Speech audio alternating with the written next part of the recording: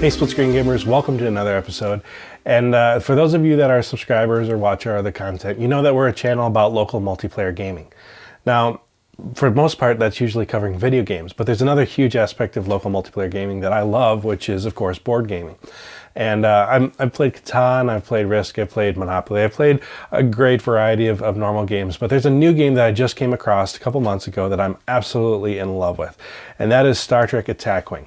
Now, this game's actually been around for a couple years now. I just came across it recently, and I'm absolutely loving it. It's a great marriage of strategy that's also fairly easy to pick up for newcomers. It's a lot of fun, a lot of depth to the game, and in this video, I'm going to explain to you how the game works and get you up and running so you know how to play it, and just give you an introduction to it. If you've never heard of it before, like I did, I want to show you what the game is, what it's like, and what you can expect from it. Now, if you're not a Star Trek fan, don't let the Star Trek name get in the way of enjoying this game. It's a lot of fun, a lot of great depth to it. And, frankly, if you don't have to know World War II to appreciate games like Stratego or something like that. That's the same with this. There's a lot of great fun to it. The concepts of the game are universal. It's easy to pick up, and I've been playing with friends that have no background in Star Trek, but I still love this game to death. Now, if you prefer Star Wars, there's a Star Wars version. It's called X-Wing. The difference between the two games are X-Wing has, I will honestly admit, much better miniatures. Their scale is much better. The design of the miniatures are much better. The reason I prefer Star Trek over it, two reasons. First of all, I kind of like Star Trek a little bit better. But second of all, there are a lot more factions and, to me, a lot more depth with the way that they designed Star Trek Attack Wing.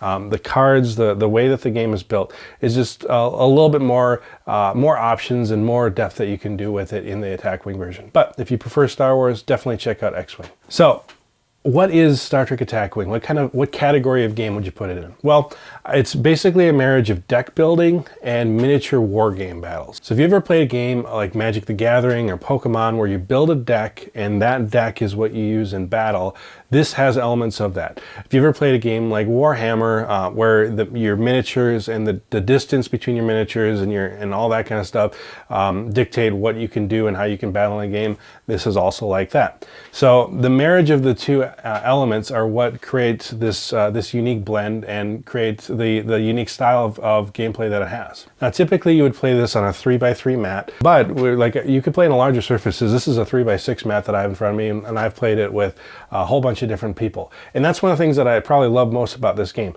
This is a game that you could actually play by yourself. There's artificial intelligence mechanics where you can play completely by yourself.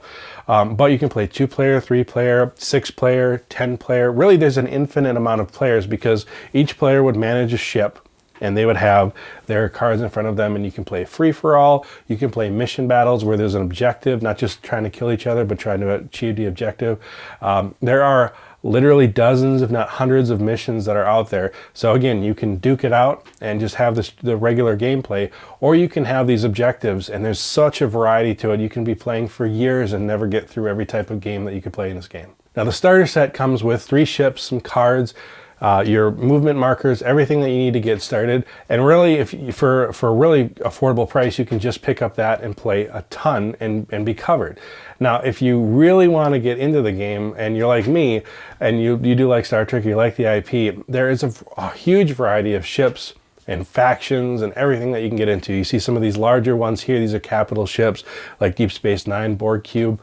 There's just a huge variety of ships and stuff that's available. So you don't have to buy that. You can really have everything that you need from the starter kit, but if you really want to pour into the game and try and figure out every combo and have every different type of ship available, then definitely check it out. So when you're initially setting up the game, the first thing that you're going to determine is what your SP or your squad point base is going to be. And it determines what your ship or your fleet, how many that you can have in that.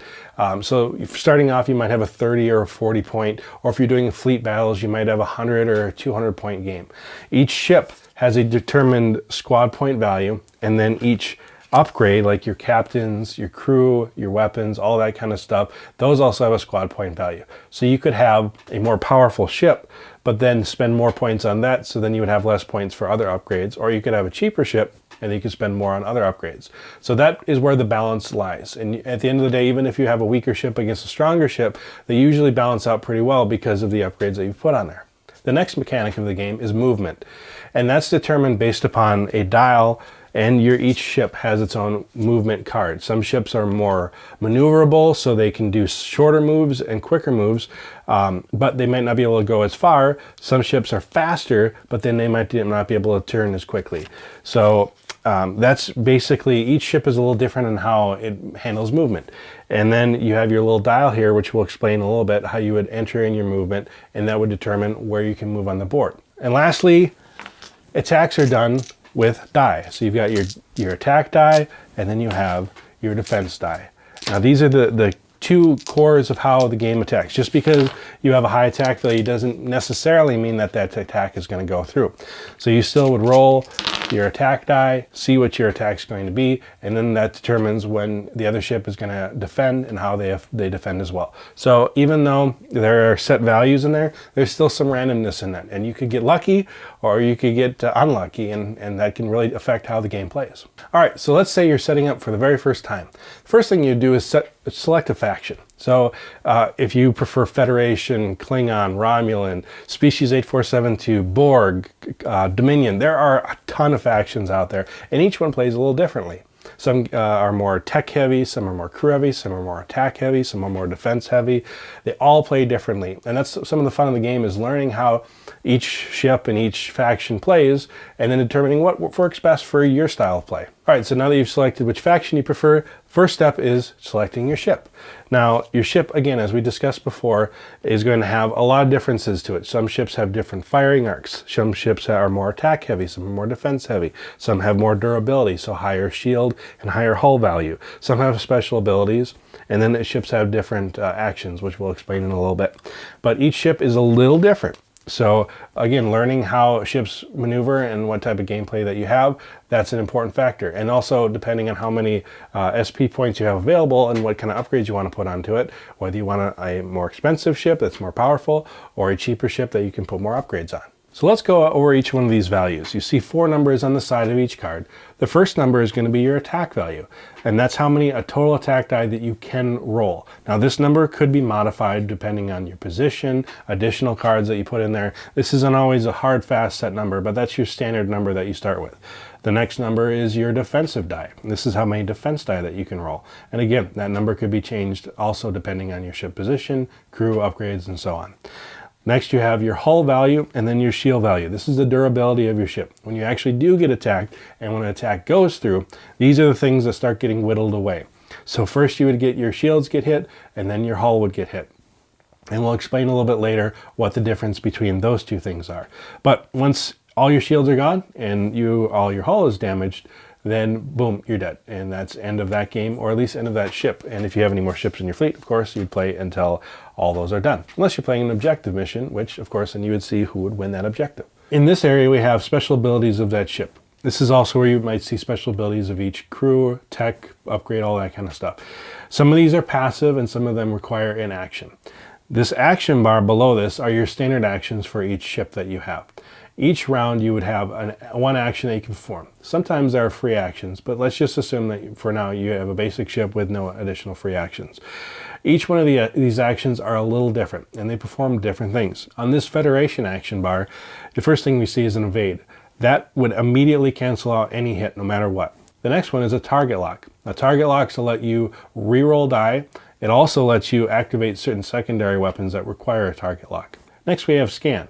Now when you're attacking somebody, if there's a scan token next to your ship, that would take away one of their defense die. So if they're normally rolling 2 defense die, they would only get to roll 1. Battle stations can be used for attack or defense, and that converts, if a battle station is rolled on one of your die, that would convert it either to a hit if you choose to spend it for your attack, or into an evade if you decide to choose it for defense. So these are, you can only use it once, and so you'd have to choose which type if you want to use it for attack or defense. But that's your standard attack and defense. Now, if we're looking at other factions like Klingon and Romulans, they also have a couple different options. They also have a Cloak. Now, Cloak disables all of your shields, but it allows you to roll 4 extra defensive die. Now, if you do get hit through that, those extra hits go right to your hull. They don't go through your shields. And once all your hull is gone, then you're blown up. Even if you have shields that are disabled, you're still blown up. So there's an advantage and disadvantage with that as well. Now, if you are cloaked, there's another action ability which is called Sensor Echo, which allows you to move side to side. This is a really handy thing if you want to get out or into somebody's arc or get their ship into your firing arc as well. Firing arcs we'll explain shortly. Now, if you look at the text section of your ship or some of your upgrades, you might see two types of abilities. Some are passive, which basically say if something happens or if they're in a certain range or just it gives you certain requirements that will allow a certain action or ability to activate. Some have the words action on it. If you see the word action, that is an additional ability that you could do instead of one of these abilities. Some of them are really powerful, some of them are average, but those actions you can add additional ability. But those are things that you would do in spite of that. So you'd be spending your action turn in order to do that. So once we've selected our ship, the next thing you have to do is select a captain. Now, captains have different skill levels and different costs as well, and the skill level of the captain determines when he moves and when he attacks. Now, I'll go over all the phases shortly, but when you're moving, lower captain skills get to move first, and then during the attacking time, higher captain skills get to attack first. So it goes up and then it goes down. Obviously, there's advantages on both, and we'll explain that a little bit later, but that's how that's determined. Now, assuming you haven't filled up all your SP with just your ship and your captain, you can also add additional upgrades. There are a variety of upgrades. There's crew, there's tech, there's weapons, there's talents. There's a whole bunch of different things that you could potentially put onto your ship to make it handle and act very, very differently. For example, you could take a ship like the Enterprise and you could put a bunch of weapons on it. You could upgrade its primary attack skill. You could add secondary weapons that will allow it to fire out its rear. There are tons of stuff that you could do. Or you could take cards that are more defensive, that will allow it to roll additional defense die, allow it to evade more things. So there are a ton of different options, and in all you could take the same ship, you could be playing against the same ship, and they could roll and act very, very differently. So that is some of the unique fun of this game, is that this deck building really, really determines exactly how the game is going to play. All right, now that everybody has selected all their ship, their crew, everything is set up, now let's talk about how to play. As we discussed earlier, there are different phases. There's actually 4 total different phases. The first one is the planning phase. In the planning phase, you select what your maneuver is going to be. Now, this is your maneuver card. Each ship maneuvers a little differently. And you would then take your maneuver dial and you would select which maneuver you want to be. Now, you're not going to show this to your opponent. You want it to be secret for them. So you would then select which maneuver it would be. Then you place it face down next to the ship. Now that indicates that you're ready to move. Once they do that and everybody's maneuver is locked in, then we again go in order. So lower captain skills get to move first. Now if you were to look at your maneuver card, you would actually see that there are different colors in the maneuvers. There's green, white, and red. A green maneuver is a standard maneuver. A white maneuver, again, is a standard maneuver, and a red maneuver is one that would require extra power from your ship. So you'd have to put an auxiliary power token next to your ship. Whenever there's an auxiliary power token next to your ship, that means that you can't do any actions during the action phase. This is of course important because if you can't do an action, you couldn't do battle stations, you can't add an evade to your ship. There's a lot of things that are important, especially if there's abilities on your crew that require a certain action to be taken. But there are times where you may need to do a red maneuver to get out of the way or to get in the way of being able to do an attack. So those are things that you have to determine. Now, the way that you get rid of a auxiliary power token is you do a green maneuver. If you do a white maneuver, you don't get rid of the auxiliary power token. You cannot do a red maneuver when you have an auxiliary power token next to your ship. So you want to do a green maneuver, that gets rid of it. Next phase, you'd be able to do your action. And the maneuvering of this game is very organic, and that's one of the things I love about it. It's not a grid-based system. It's very, very organic, based upon whatever maneuver that you choose for your ship. So if you look at these, you can see each one's a little different in how it moves and how it maneuvers. So you could say, let's take a soft 2 or a 2 bank, and you were to place it next to the ship. You place it right directly in. There's a little groove slot that you would place it in. You'd pick up your ship, hold the maneuver template down, you place your ship in that rear groove, and now you take the maneuver template away, and there you go. You just did your move. Now we're in targeting range of the ship, and we could attack them once it was our turn to do that. Now, one thing that can happen when you're maneuvering is you can accidentally bump into another ship. And when that happens, you go backwards along the maneuver template until you're not overlapping the ship, and then you lose your action for that round. The assumption is you had to use auxiliary power to avoid bumping the ship or special maneuvers and stuff like that. So that is important, and that's the advantage of potentially moving first. Even though you don't get to shoot until later, you could bump a ship and cause them to lose their action. And so when you're putting in your maneuvers, you have to think that, you know, you're going to be either moving first or last. And sometimes you could bump somebody else when you're moving first, not thinking like, oh my gosh, they're still going to be there until the end of the round. Now, each ship has a firing arc, and this is indicated by the colors in the front of the ship. That firing arc determines where the ship can attack with its primary weapon. It also may have a rear arc, but most rear arcs have to be activated by a secondary weapon. So you'd have to see if your opponent has a secondary weapon, whether you have to worry about their attack to be able to hit you from the rear. So besides your firing arc, there's also range. So this is the range ruler that we use to determine whether you can attack somebody or not. If a ship is in range 1 to 3, then you can potentially attack it that round. If you're shooting with your primary weapon, there's also a range bonus. If it's in range 1, if we're in range 1 here, then the attacking ship would get 1 additional attack die. If the ship is in range 3, then the defending ship would get 1 additional defense die. If you're shooting with a secondary weapon, those range bonuses don't apply. So that could be an advantage or disadvantage depending. It's something you'd have to determine. So between this range ruler and the arc of the ship, that determines when and if you can attack another vessel. So that's how you determine your movement, your maneuvers. Everything is based upon those factors. All right, so let's give you an example of what a round might look like for attack wing. So here's our Klingon ship's movement dial. They're going to decide to do a 2 right. That's a hard 2 turn, and that's going to get them hopefully back into battle. Right now they're running away from the Enterprise, but they realize that's probably not a good thing. They need to get back into battle. So they put their maneuver in. Enterprise over here decides, hey, let's do a 3 straight. There's our 3 straight. Places it next to the Enterprise. So that was the planning phase. Now let's move into the activation phase. Our ship captain for the Klingon is Martok. His skill is 7. And our ship captain for the Enterprise is Captain Picard, and he is skill 9. So that means that Martok and the Klingons get to move first. So they do their reveal, and that is a hard 2, or a 2 turn. So you would take your ship, place the maneuver dial right into this little groove here, pick up the ship while holding down the maneuver template, and then place it in, again holding it and placing it right into the groove.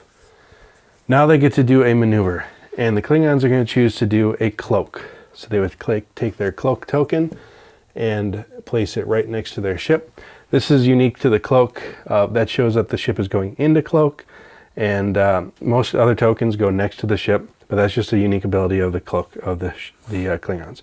So now the Klingons would disable their shields. They get flipped over to the red side, and that means that they are not able to have shields up, and if any hits go through to the ship, they're going to hit their hull. Of course, their advantage is, if you look at the ship, it normally rolls 1 defense, but when it has cloaked, it can roll 4 in addition. So it's going to roll 5 total defense die.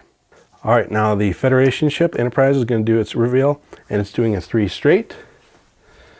We take our template, we move it in right there. Again, holding it down and maneuvering the ship. All right, so the ship is now going to do its action, and it's going to choose to do a battle stations. Now, as we talked about earlier, a battle station, if you roll and you land on a battle station, that converts the battle station into a hit or into an evade, depending on what time you choose to use it. Now, the Enterprise actually has Captain Picard on it, which lets you do an additional action. So we're going to do our free action, and Enterprise is going to do a scan token. Now that scan token means that the Klingons get to roll 1 less defense die. Now we go into the combat phase. Now our captain's skill level goes backwards since we have Picard, he's skill 9. We look at our firing arc, and of course we are definitely within firing arc. And if we take and look, we're also within range 1. So the Enterprise gets a additional attack die. If we look at our ship, the Enterprise normally rolls 4 attack die. So with that range bonus, it actually is going to be rolling a full 5 attack die. So let's roll our die and see what happens. All right. If you take a look here, we have a crit, a hit, 2 battle stations, and a blank. The Enterprise is going to choose to convert those battle stations into hits. So a total of 3 hits and a critical. So now the Klingons don't get to roll their full 5 die. They only get to roll 4 because of the presence of a scan token. So let's go and roll for the Klingons. All right, let's take a look. We have 2 blanks and we have 2 evades. So the first thing that happens is the evades cancel out hits first. They do not cancel out crits. Crits get canceled out last. So we would move these aside. This is the result of the attack. There is 1 hit and 1 critical on the ship. All right, so then we would take these 2 damage cards and we would place them next to the ship. Now the ship gets 1 damage and then 1 critical. So if we flip it over, we get to see what this critical is. This critical is a weapons malfunction. Reduce your primary weapon value by 1 to a minimum of 0. And then the way you could potentially get rid of it is action, roll 1 attack die. On a hit or critical result, turn this card face down. So that means where you see the action text, that means during the activation phase, you could spend your action to try and get rid of this critical. Otherwise, it would stay in the ship. And if we look at our ship, the ship normally rolls 4 attack die. It would now only roll 3 attack die while it has that critical on it. If we look at our hull value, we see that we have 3 hull total. We have 2 damage on there, so the ship only has 1 hull left. If we were to get 1 more hull damage, it would go bye-bye. And then finally, we would go into the Klingons attack phase. Now we use our range ruler and we line it up and we see, doesn't look like the Klingons can make an attack. The Enterprise is out of their firing arc. So the Enterprise gets away scot-free on this attack, and hopefully the next round the Klingons might be able to do better. All right, that moves us on to the end phase. That's where we clean up things and get this board nice and clean so that there isn't junk everywhere. So we move the maneuver templates out of the way. We would go and get rid of this scan token. The tokens do not last through the end of a round unless they are cloaks or target locks. So the cloak now would go next to the ship, and the ship actually stays in the cloak until it attacks. After the end phase is over, we move right back into planning phase. We do our new maneuvers and we keep going on. So I hope that gets you up to speed on the overall mechanic of the game. Of course, these are just 2 types of ships. The game has such a huge variety that really it's something that you should look into and get a feel for it. But just getting in and trying the game, it's a ton of fun, and this hopefully gets you up to speed on that. Now, just a tip of advice, if you are going to be getting into this game and getting into it heavily like I did, you might want to early off consider getting some storage solutions for the ships. Out of the box, it comes with a nice box for the basics that you would get. But if you're going to get a lot of additional ships, there are a lot of pieces that come with this game. All these different little tokens, the shields, the dice, the movement markers. There's a lot of pieces. And so that can be overwhelming, especially if you want to set it up. So having a good storage solution, I think, is really, really important. I have a Plano case, which is basically just a tackle box case that I really like. And that's how I can organize stuff. As for my cards, I've got a nice binder that they slide really nicely into with the card sleeves. So awesome solution. I really, really like it. So I'd recommend just taking a look at that. So I hope you guys found that helpful. Please give us a like, a thumbs up, and go ahead and subscribe if you like our channel. We do lots of video game stuff. And of course, we're going to do board games from here from time to time. So you might see some more Star Trek Attack Wing stuff on our channel. So thanks for watching, and we'll see you guys next time.